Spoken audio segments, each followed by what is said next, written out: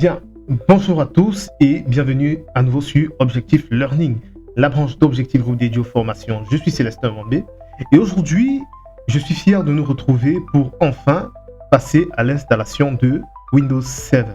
Avant d'y aller, nous allons rappeler juste quelques éléments qui sont bons à savoir. Les caractéristiques minimales demandées pour Windows Server 2025 sont entre autres côté RAM, un minimum de 2 Go de RAM, côté disque dur, un minimum de 32 Go de disque dur. Mais nous, pour avoir de meilleures performances, du moins, ce n'est pas aussi fameuse les performances que je vais dire qu'on aura, mais nous, pour avoir des performances un tout petit peu intéressantes, nous allons partir sur une machine virtuelle de 32 Go de disque dur, oui, de stockage, et de 4 Go de RAM. Notre processeur, on va prendre le minimum possible. On va partir sur du 1.4 tel que c'est recommandé par Microsoft. Et nous serons sur du 64, bien sûr, 64 bits. Allez, nous allons donc lancer Hyper-V. J'imagine que chacun sait déjà comment procéder. Comme je l'ai dit, une fois que vous êtes là, vous allez simplement saisir Hyper-V. Le voilà, il s'est affiché. Et pour éviter de faire cette recherche régulièrement, vous pouvez faire un clic droit épinglé à la barre des tâches afin qu'il soit toujours là. Bien, une fois donc que nous lançons Hyper-V, je vous présente rapidement l'interface. Lorsque nous arrivons donc sur l'interface que nous avons à l'extrême gauche, nous avons une barre de menu qui va lister l'ensemble de nos machines Hyper-V. Au centre, nous avons les différentes machines virtuelles que nous aurons à créer qui s'afficheront là. Là, nous aurons également juste en dessous les différents checkpoints qui ont été créés, ou alors des points de contrôle si vous voulez. De ce côté, nous aurons un ensemble d'actions que nous pouvons mener sur Hyper-V. Dans notre cas, la première action que nous aurons à mener serait de créer une nouvelle machine virtuelle. Nous allons également avoir la possibilité d'avoir via le menu, la barre de menu, autant pour moi, d'avoir la possibilité de créer également soit une nouvelle machine virtuelle, soit un nouveau disque, ainsi de suite, ainsi de suite. Nous reviendrons également sur la possibilité de créer des switches virtuels. Ces switches virtuels nous permettront bien évidemment de permettre la communication entre notre machine virtuelle avec notre machine physique ainsi qu'avec le réseau externe à notre machine physique. Ce serait très intéressant lorsqu'on veut créer un petit réseau local entre 2-3 machines que nous souhaiterons tester. Allez, on a assez perdu de temps, nous allons donc rapidement créer notre machine. Soit je viens là-dessus, Action, Nouveau, Machine virtuelle, ou tout simplement via cette barre, je clique là sur Nouveau et je prends Machine virtuelle. Lorsque je clique sur Machine virtuelle, j'ai donc cette fenêtre qui s'affiche. Je vais donc dire Next. Là, vous pouvez continuer tout simplement.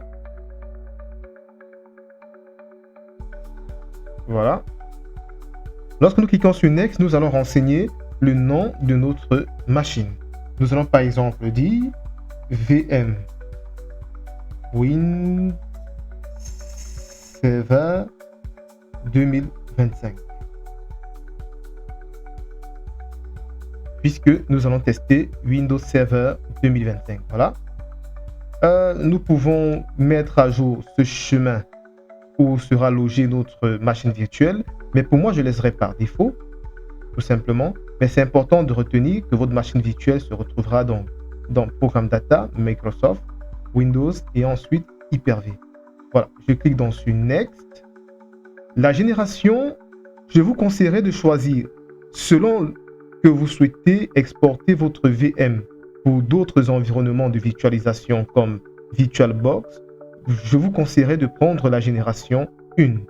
Mais si par contre, vous préférez travailler uniquement sur Hyper-V et que vous allez exporter également vos machines virtuelles vers d'autres PC qui utilisent Hyper-V, alors vous pouvez choisir génération 2 sans trop réfléchir. Toujours est-il que la génération 2 est la plus récente, la plus up-to-date et certainement avec des capacités et des fonctionnalités beaucoup plus avancées.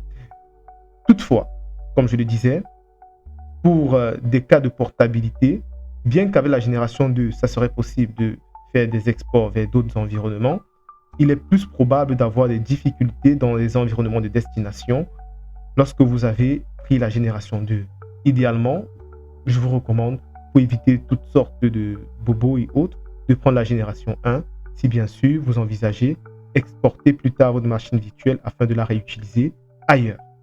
Là, dans notre cas, je vais donc laisser sur la génération 1. Je clique dans sur Next. La mémoire. Nous allons mettre de la mémoire 4 Go. Donc là, je vais juste mettre 4, remplacer le 1 par 4. Voilà, je pouvais mettre 4000 tout court, mais bon, je laisse comme ça. Et nous allons nous rassurer qu'on a bel et bien coché ici mémoire dynamique. Pourquoi? Parce que ce serait intéressant que cette mémoire soit occupée de manière dynamique, progressivement. Qu'elle ne soit pas automatiquement entièrement réservée une fois que la machine virtuelle est démarrée. Car cela nous boufferait des ressources parfois, dans certains contextes, inutiles et plutôt très utiles pour notre propre hôte, c'est-à-dire notre propre PC. Nous allons cliquer sur Next. Là, puisque nous n'avons pas encore abordé la notion de switch virtuel, nous allons préférer laisser ça non connecté. Mais plus tard, à la prochaine vidéo, nous allons voir de quoi est-ce qu'il s'agit lorsqu'on parle de switch virtuel. Nous allons créer des switches virtuels. Nous allons définir soit un switch qui sera orienté pour la connexion avec l'extérieur, soit orienté pour la connexion intérieure entre les machines virtuelles ou tout simplement on va laisser notre connect. Voilà, je clique dans sur Next. Maintenant, il me dit créer un disque dur virtuel. Je vais laisser le nom de mon disque dur virtuel tel quel. J'accepte la proposition faite. Mais par contre, au niveau de la dimension ou de la taille de mon disque dur virtuel, je vais mettre 32 Go.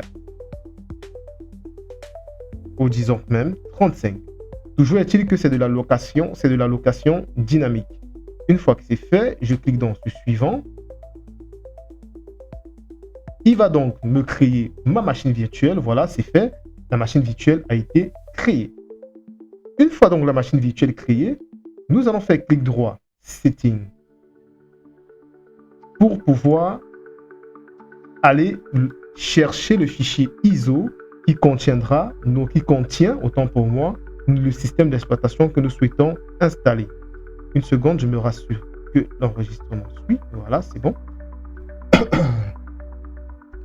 Bien, là maintenant, je vais donc aller rechercher l'ISO de mon Windows 7. Je viens là, sur Image File.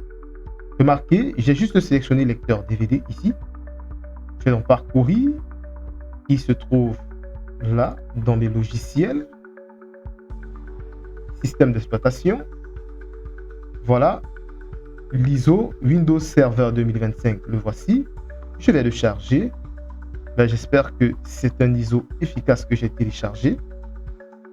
Une fois que c'est fait, je vais donc Apply. On a appliqué et je clique sur OK. Là, nous avons, comme je l'ai dit tout à l'heure, créé une machine virtuelle. Nous avons chargé le système d'exploitation que nous souhaitons installer sur cette machine virtuelle et nous pouvons démarrer tout simplement cette machine virtuelle afin de pouvoir enfin réaliser ce que nous souhaitons tous, installer Windows Server 2025. Le processus est le même si vous souhaitez tester d'autres systèmes d'exploitation, notamment Linux, en l'occurrence Ubuntu, CentOS, Fedora et autres. Bref, quel que soit le système d'exploitation que vous voulez tester, sur Hyper-V en machine virtuelle, cela est réalisable exactement de la même manière. Juste tenir compte le plus souvent des différentes caractéristiques minimales requises pour les différents systèmes d'exploitation que vous souhaitez installer. Tenez compte des capacités de votre machine et si votre machine ne regorge pas les capacités requises, alors essayez d'ajuster cela afin d'éviter tout désagrément lorsque vous serez en train de travailler. Nous allons donc maintenant démarrer notre machine virtuelle. On fait un clic droit, on prend Start. Notre machine virtuelle est en train de démarrer. La voici ici. Juste en bas, nous allons double-cliquer pour que l'écran soit un peu plus visible. Voilà. Voilà donc la machine virtuelle qui a démarré. Nous procédons donc à l'installation de Windows Server 2025. Sélectionnez les paramètres. Vous vous êtes rendu compte que la machine a démarré. Bon, je croyais qu'en agrandissant, il prendrait tout l'écran. Mais bon, on va laisser comme ça ne dérange pas. Soyez juste attentifs. Parce que là, quand je l'agrandis, c'est pas très fameux. Hein. Bon, on peut toujours le laisser comme ça. Allez, nous allons donc cliquer sur suivant. Une fois que c'est fait, nous cliquons encore sur suivant. Le clavier, nous laissons AZERTY. Sélectionnez l'option d'installation, installer la dernière version de Windows Server ou réparer votre PC. Là, moi, je veux installer Windows Server. Est-ce que j'accepte? Je n'ai pas trop le choix. On clique sur accepter les conditions d'utilisation et nous allons continuer sur suivant.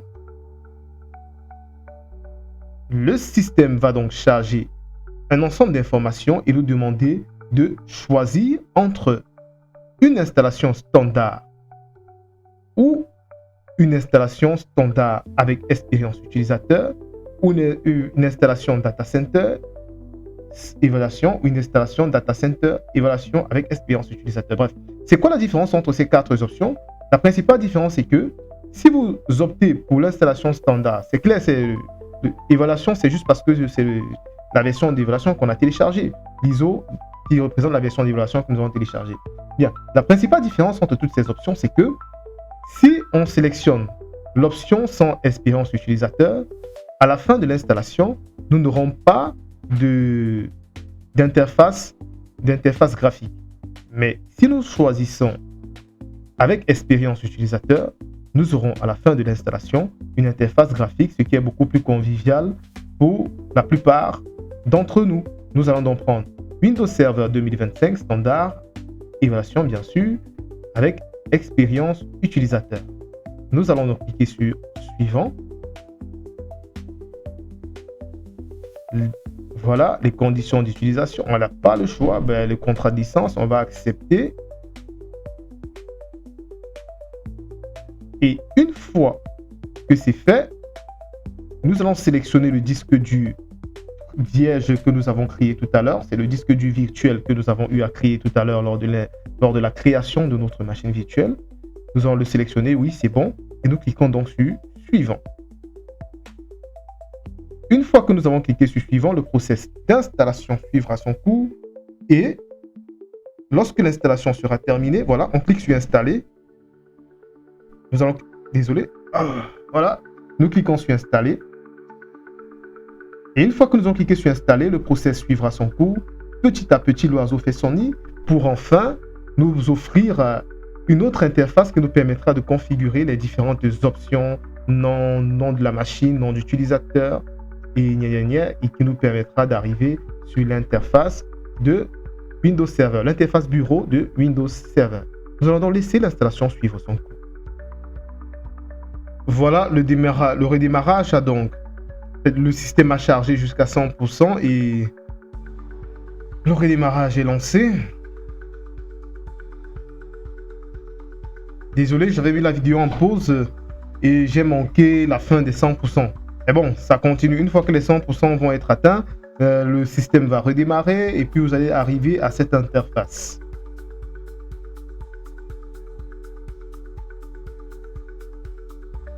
Nous allons encore patienter le temps pour nous d'aller jusqu'à 100% de l'installation.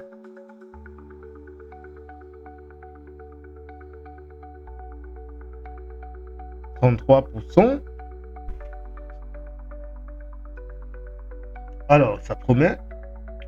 Pour ceux qui découvrent Windows Server, dites-vous que c'est un outil utilisé dans la plupart des grandes entreprises et même les petites entreprises aujourd'hui l'utilisent parce que nous avons pratiquement l'ensemble des départements, que ce soit de la petite entreprise jusqu'à la grande entreprise, qui utilisent les ressources d'un serveur pour lequel tout le monde n'a pas nécessairement le même niveau d'accès.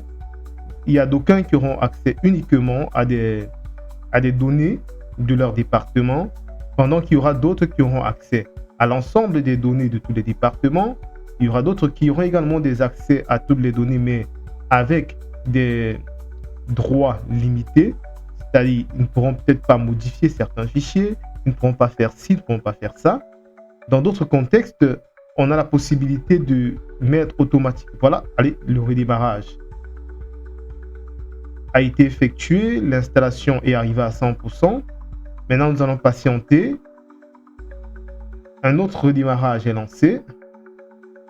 Nous n'allons pas appuyer sur une touche parce que nous ne voulons pas démarrer sur le DVD. Nous voulons que le système d'exploitation continue à démarrer.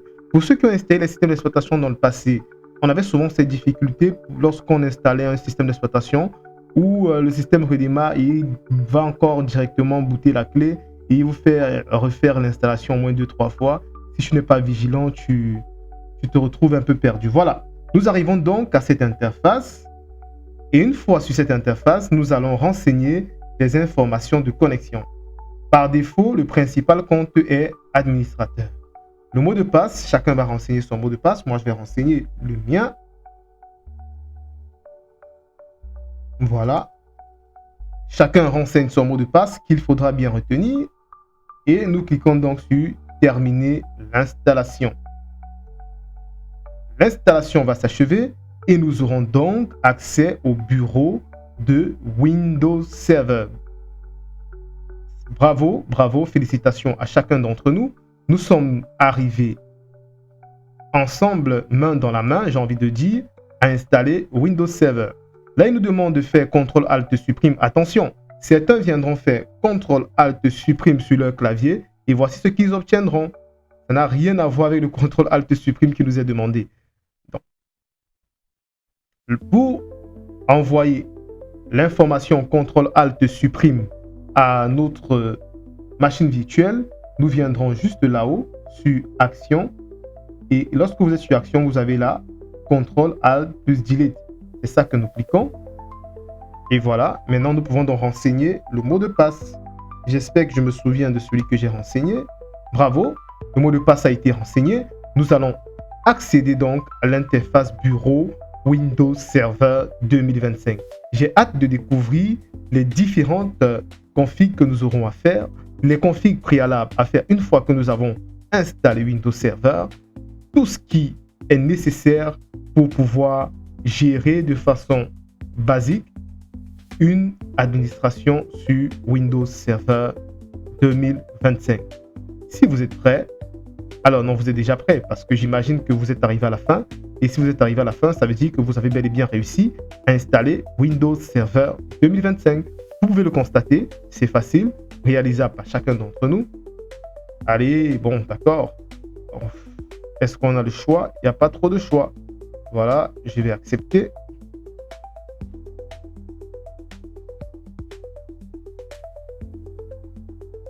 On n'a pas trop de choix. Hein.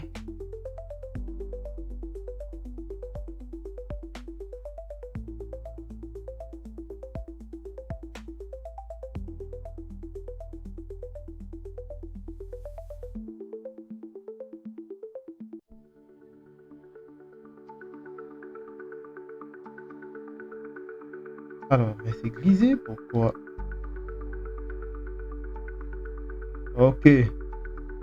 Continuer, mais c'est toujours grisé. Alors, pourquoi est-il grisé? C'est un peu anormal, ça.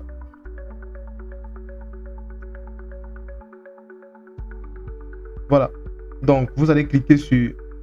Ah, ok. Il était question pour nous. Là, il est question pour nous de sélectionner ce sur quoi nous sommes d'accord. On va prendre obligatoire uniquement. On va pas inclure les facultatifs. Donc, lorsque vous arrivez à cette interface, il nous invite à sélectionner les informations à envoyer à Microsoft. Nous, on va uniquement sélectionner les informations qui sont obligatoires à envoyer.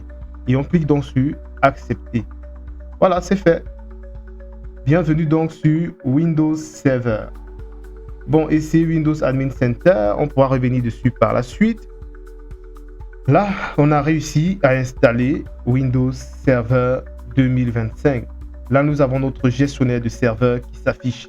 Nous reviendrons dessus à la prochaine séance.